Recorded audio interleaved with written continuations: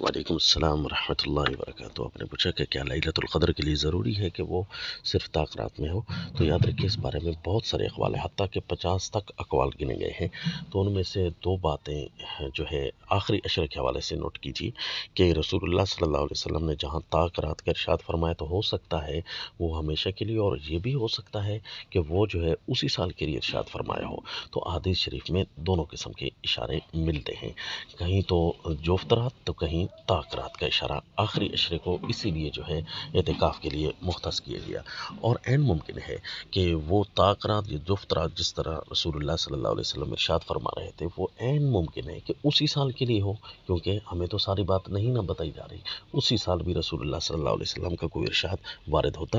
تو اس سے بھی ممکن ہے کہ آخری عشرہ اعتکاف کے علت شاید کوئی اور ہو اور لیلۃ القدر ہی کی وجہ نہ ہو اعتکاف کی، اور عین ممکن ہے جو ہے لیلۃ القدر رمضان میں کہیں بھی آتی ہو۔ جی اللہ تعالیٰ تو قادر مطلق ذات ہیں، کہیں بھی ہوتے ہیں، تو کہیں بھی وہ لیلۃ القدر کو وہ اللہ کریم بنا سکتے ہیں۔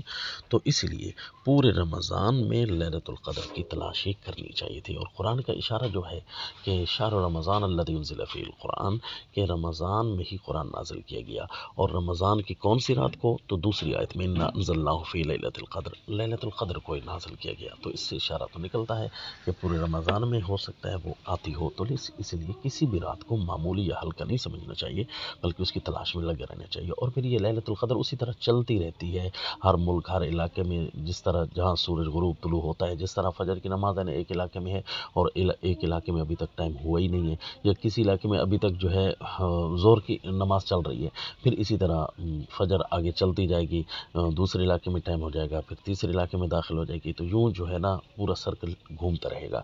تو اسی طرح لیلۃ القدر ہر جگہ ایک نہیں ہوتی، بلکہ جہاں رات ہوتی ہے وہیں لیلۃ القدر آ جاتی ہے۔ یہ اللہ کریم کا نظام ہے جو کہ چل رہا ہے۔ السلام۔